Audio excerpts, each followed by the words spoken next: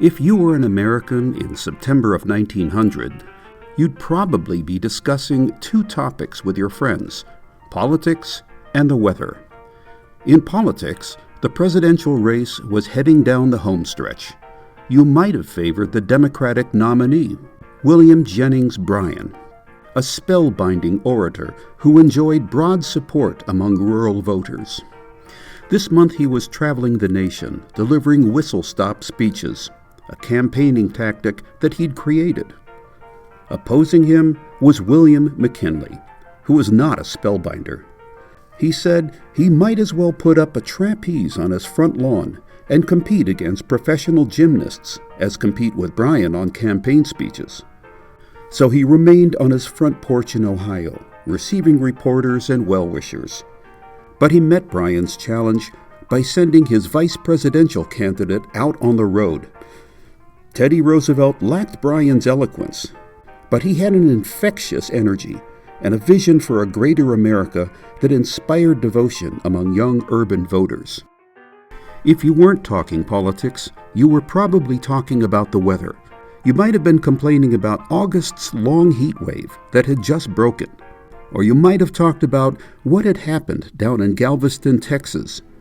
On September 9th, a Class 4 hurricane struck this thriving city. It sent winds up to 140 miles per hour through the city, blowing over houses and sending tons of lethal flying debris through the air.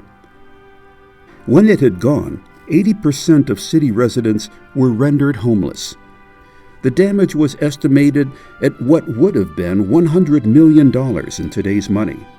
But far worse, the storm took between 8,000 and 12,000 lives, making it the deadliest natural disaster in U.S. history. In former times, the storm would have been a topic of discussion for weeks, but the Post's editors were astounded that within a week it had ceased to be news. Americans were becoming more impatient, they wrote. Their attention spans were getting shorter because of the pace of modern life and all the new technologies. One of the more popular new technologies was the phonograph. Millions were already playing in America's parlors.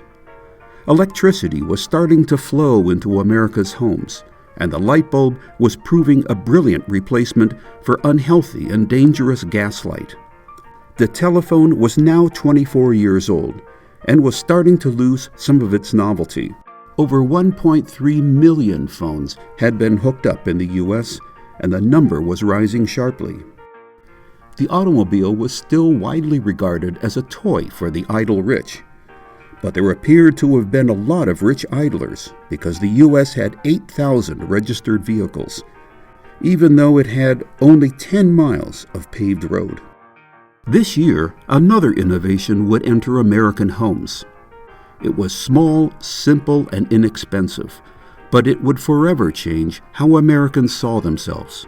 It was the Kodak Box Camera.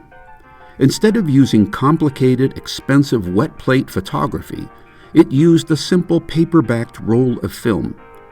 The camera was inexpensive, just $1, and developing cost only 10 to 15 cents per picture. Now, photography, unlike motoring, was no longer the toy of the idle rich, and generations of Americans could make lasting records of their lives. Within a year, 150,000 of the cameras had been sold. Americans began photographing the informal, everyday events and the now-forgotten friends and relatives that made up their lives, leaving us a personal record of all the generations since. This video is brought to you by the Saturday Evening Post Digital Archives. Saturday Evening Post members can explore our 200-year-old archive for only $15 a year. Subscribe today.